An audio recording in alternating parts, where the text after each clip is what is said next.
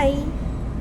Alam nyo guys, sa paglo-low carb ko, hindi lang pala yung mga health ko sa inner part ng body ko, yung nagaling.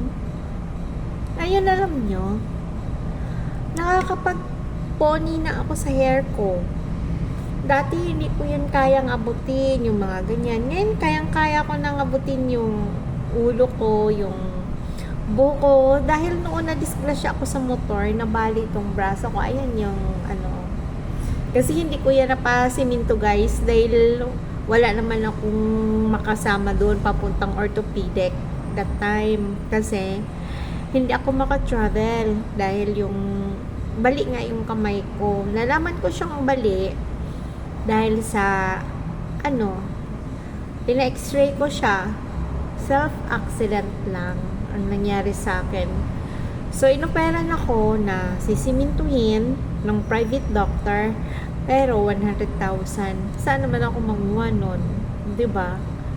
That time, kasagsagan talaga ng problema kong malaki sa financial. Pero, pinabayaan ko na lang siya. That's why, nagkaroon ako ng frozen shoulder kasi may mga ugat dyan na na-disalign.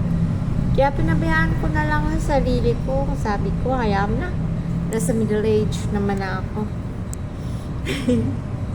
Yun yung thinking ko. Pala, aabot pa naman ako sa ganito. Kasi it was 3 years ago na nangyari sa akin. Pero, it's okay. Ang nasakit lang naman sa akin nun is yung likod ko. Kasi dahil sa frozen shoulder ko at nahihirapan akong magtali sa buhok kahit dito, hirap akong mag earrings, kaya ilang taon akong walang hikaw, hindi ako nagkakabit ng perluloy sa katawan kasi hirap akong pero hindi ako nahihirapang humawak ng kutsara, tinidor, hindi. Ganyan-ganyan lang.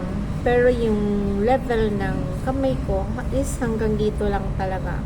So, kayang-kayang abutin yung tira ko hanggang dito lang, pero yung magtali-tali hindi na. Minsan pinapatali ko sa mga kasamahan kong boys kasi wala naman akong kasamang girl. Ako lang ang girl dito sa work ko. Kaya minsan yung mga kasamahan ko, yun yung nagtatali sa puko ko long time na masyadong mainit noon.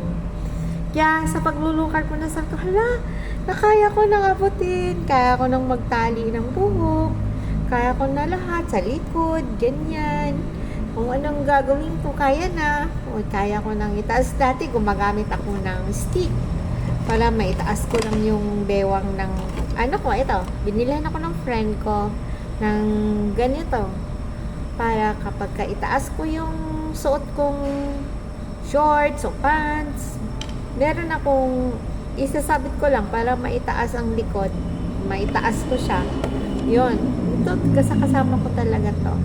Ito yung kasama ko sa hirap at ginawa. Ito pa rin pangamot na to. Pag mangamot ako sa kabilang braso, sa kabilang likod ko, kasi hindi ko kayang abutin noon. Nung kasagsagan ng itong itong naglo-low-carb ako. Hala, napansin ko, kaya ko na siya. Kahit hindi ako kahit yung pagtaas ng pants ko, pag nag-CR ako, itataas ko siya. Hindi ko na ginagamitan ng ganyan. Kaya, salamat sa Diyos at pinagaling niya ako. Ganon. Yun ang malaking biyaya na naiisip ko sa buhay. Mag-isa man ako sa buhay. Pero, love ako ng Diyos na nasa langit. Bye-bye! Ingat kayo palagi!